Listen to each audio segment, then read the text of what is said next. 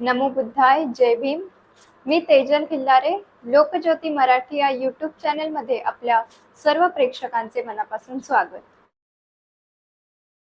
राहिले होते बनतेजी.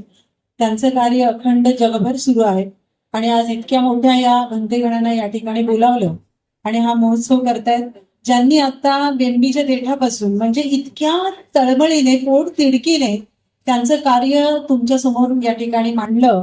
आणि खरोखर आमचा सुद्धा म्हणजे आम्हासारख्या अनेक कलावंतांचा सोमनाथ दादांना मानाचा मुजरा आहे की अखंड मला वाटतंय त्यांनी जेव्हापासून परवाच आम्ही दीक्षा हॉटेल कल्याण या ठिकाणी नाश्ता करण्यासाठी बसलो तेव्हा त्यांची ही तळमळ त्यांनी आम्हाला तिथेही बोलावून दाखवली.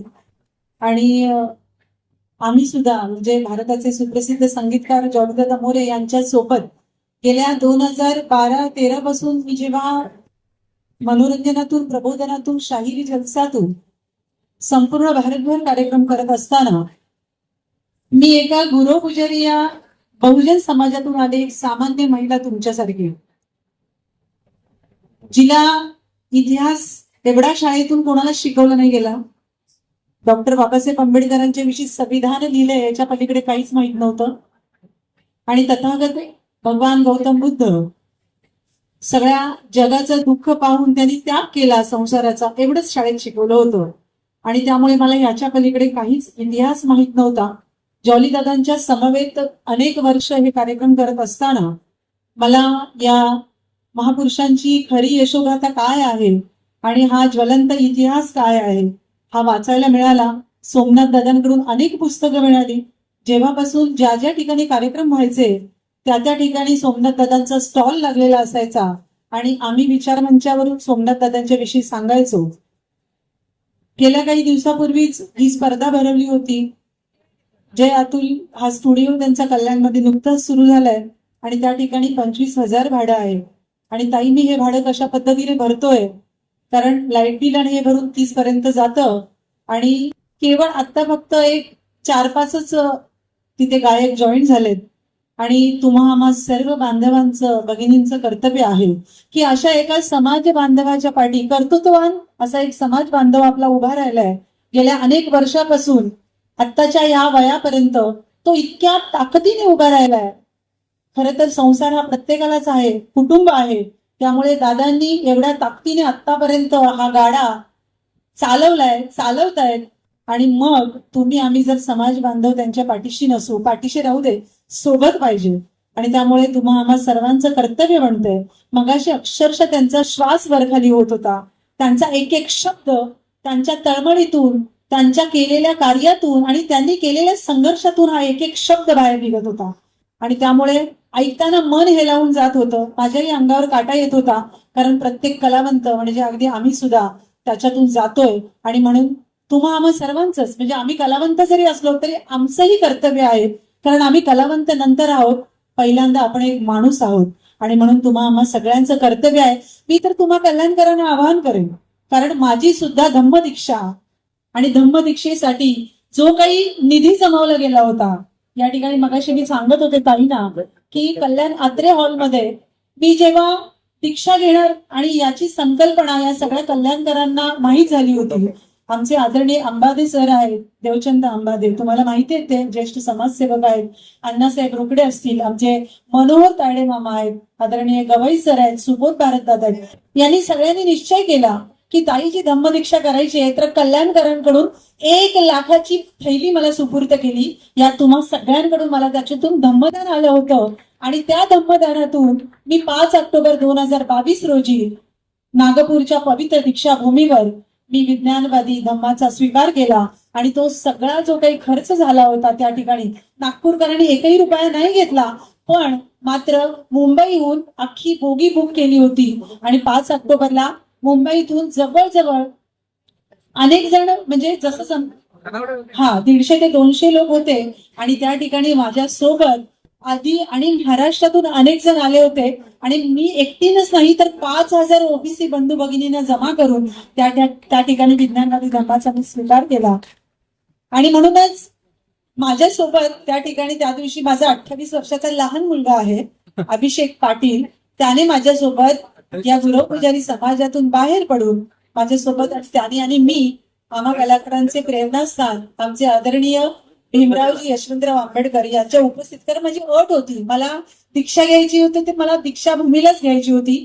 दुसरी अट अशी होती की ज्या डॉक्टर बाबासाहेब आंबेडकरांनी लाखो अनुयायांना त्याच दीक्षाभूमीवर धम्मदीक्षा दिली होती, तर त्याच डॉक्टर बाबासाहेब आंबेडकरांचे रक्त आणि आम्हा कलाकारांच्या हृदयात ज्यांचे स्थान आहे, आदरणीय भीमरावजी यशवंतराव आंबेडकर साहेब त्या ठिकाणी उपस्थित होते. आणि आदरणीय गदंत डॉक्टर सुरेश ससाई, त्याचबरोबर डॉक्टर धम्मसारथी बंदेजी यांच्या उपस्थितीत मी त्या ठिकाणी धम्मदीक्षा स्वीकारली. आणि तुम्हाला माहिती आहे की डॉक्टर बाबासाहेब आंबेडकरांनी 13 ऑक्टोबर 1935 येवल्याला घोषणा केली होती, मी हिंदू धर्मात जन्मास आलो, मी हिंदू धर्मात मरणार नाही. असाच काहीसा मी निर्णय माझ्या आयुष्यात घेतला होता, कारण एका अशा गुरव पुजारी समाजातून येऊन विज्ञानवादी धम्माकडे चालणं ही काही सोपी गोष्ट नाहीये. आजही मी तो संघर्ष झेलतीये, परंतु त्या महापुरुषांना जेवढा संघर्ष झाला त्याच्या पुढे हा काहीच नाहीये. मला त्याच्याकडे आता वळून परत पाहायचं नाहीये, त्यामुळे मी काही मोठं काम नाही केलेलं आहे. पण जेव्हा मी सुद्धा अनेक महापुरुषांच्या या म्हणजे डॉक्टर बाबासाहेब आंबेडकरांनी लिहिलेलं बुद्ध आणि धम्म मी कोरोनामध्ये वाचलं आणि नंतर मी जॉली दादांकडे माझ्या मनातली इच्छा बोलून दाखवली, दादा मलाही धम्म घ्यायचं. आणि मग 4 डिसेंबर 2018-19 मी PIT साळ परेल या ठिकाणी त्या विचार मंचावर घोषणा केली की माझा जन्म हिंदू धर्मात झाला हे माझ्या हाती नव्हतं, पण माझा मृत्यू मात्र बुद्ध धम्मात व्हावा हे माझ्या हाती होतं.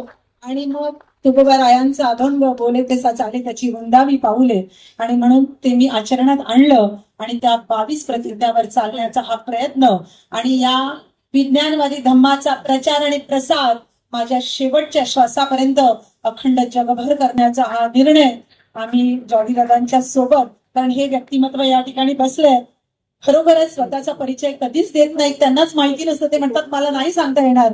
काल शशिकांत दादांनी मला फोन केला की तुमचं मला काहीतरी 4 शब्द पाठवा. मी त्यांना पाठवलं आणि मी त्यांना सांगायला विसरले की दादा थोडक्यात सांगायला खूप आहे, कारण हे करून घेतलेलं आहे ते PDF. पण या ठिकाणी शशिकांत दादांचं कौतुक आहे की इतकं येणाऱ्या या सगळ्या जे काही येतात आपल्या या कार्यक्रमासाठी, प्रमुख पाहुणे असतील, वक्ते असतील, बनते असतील, त्यांचं खरोखर परिचय देणं आणि सगळ्यांपर्यंत पोहोचवणं शशिकांत दादांच्या सूत्रसंचलनाला मानाचा मुजरा करते. आणि या ठिकाणी आणखी एका व्यक्तिमत्वाचं नाव घ्यायला मला अगदी क्रमप्राप्त वाटतंय की माझं शिक्षण 12वी पर्यंत झालं. 18 वर्ष असताना माझं लग्न झालं. 1992 ला माझं लग्न झालं आणि मी मुंबईत आले कराडहून. माझं शिक्षण 12वी नंतर थांबलं, कारण इकडे आल्यानंतर सासऱ्यांनी शब्द दिला होता माझ्या वडिलांना, कारण माझे वडील लास्ट इयरच्या इंजिनिअरिंग वर्गाला शिकवणारे होते. त्यांची फार इच्छा होती की मी डिग्री घेऊन पुढे चांगलं शिक्षणामध्ये नाव करावं. मलाही शिकायचं होतं, पण खूप घाई झाली आणि लग्न झालं, त्यामुळे मी अडकले गेले संसारात. 2 मुलं आहेत, मोठ्या मुलाचं लग्न झालेलं आहे, छोट्याचं बाकी आहे अजून.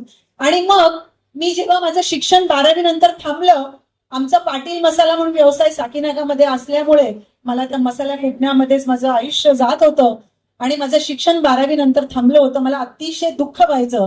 जॉली दादांच्या सोबत काम करत असताना या प्रबोधनाचं माझी ती व्यथा मी प्रत्येक ठिकाणी बोलून दाखवायचे. आणि असंच एका कार्यक्रमामध्ये कल्चरली करेक्ट म्हणून एक पुस्तक आहे, त्या पुस्तकामध्ये अनेक महिलांचे लेख छापून आलेले आहेत. आणि कल्चरली करेक्ट या पुस्तकाचं संदीप सारंगदादांनी लिहिलंय. त्या पुस्तकाचं प्रकाशन होतं छबिलदास हायस्कूल दादर या ठिकाणी, आणि त्या ठिकाणी ज्येष्ठ साहित्यिक साळुंके सर आले होते गुरुजी. आणि त्या ठिकाणी प्रकाशन होत असताना आणखी एक व्यक्तिमत्व आलं होतं. या ठिकाणी आलेले आहेत आमचे आदरणीय Dnyaneshwar Bhandare sir. Sir please उभे राहा, कारण तुमच्या कॉलेजमधून मी BA पूर्ण केलेला आहे. सरांसाठी एकदा जोरदार आहे. मी त्या ठिकाणी बोलून दाखवली माझी व्यथा आणि भंडारे सर मला येऊन भेटले, ताई तुम्हाला शिक्षण पूर्ण करायचंय तर तुम्ही नक्की करा, तुमच्या पद्धतीनं तुम्ही अभ्यास करा. आणि मी 2021 मध्ये मी माझं ग्रॅज्युएशन कम्प्लीट केलं जॉली दादांच्या प्रेरणेतून आणि सरांच्या प्रेरणेतून.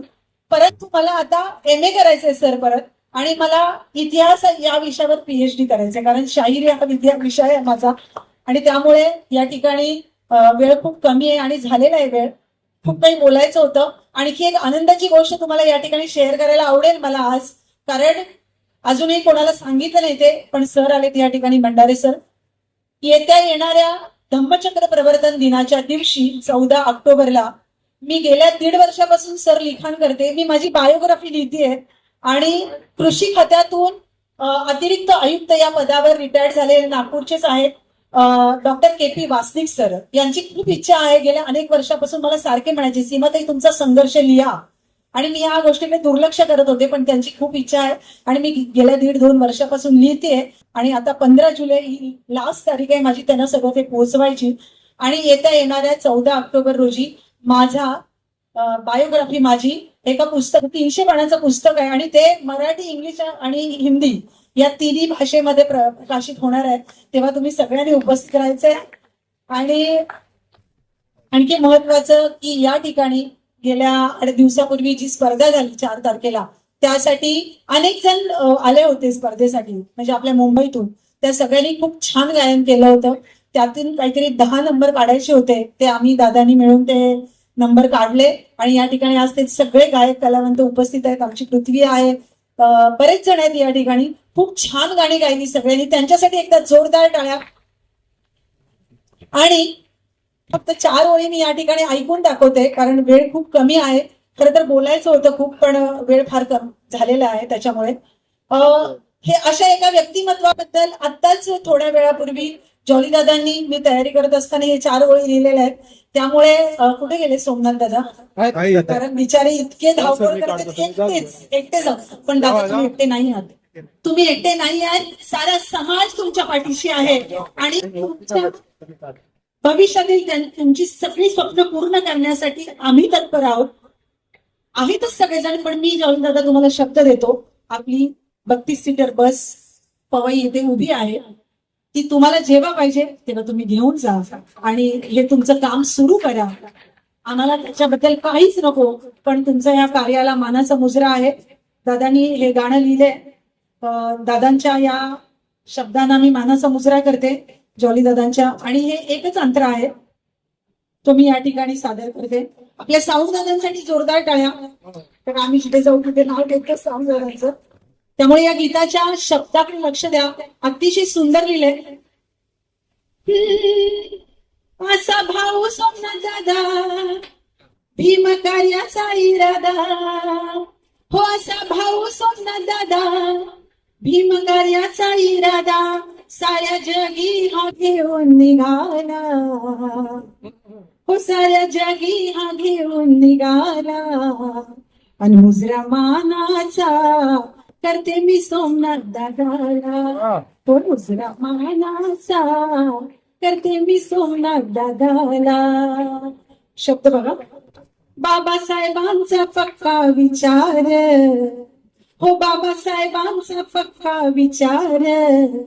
पुस्तकांना हा घेऊन फिर, पुस्तकांना हा घेऊन फिर.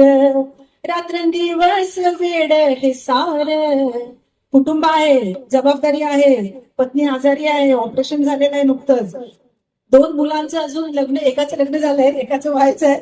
तरीही बघा, बाबासाहेबांचा पक्का विचार, पुस्तकांना हा घेऊन फिर.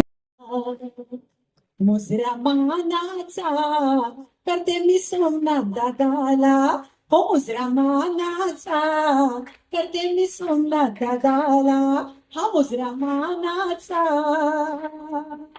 करते मी माझ्या सोमनाथ दादाला. धन्यवाद, थँक्यू सो मच. आमचे असेच नवनवीन व्हिडिओ पाहण्यासाठी आमच्या YouTube चॅनलला सबस्क्राईब, लाईक व शेअर करायला विसरू नका. धन्यवाद.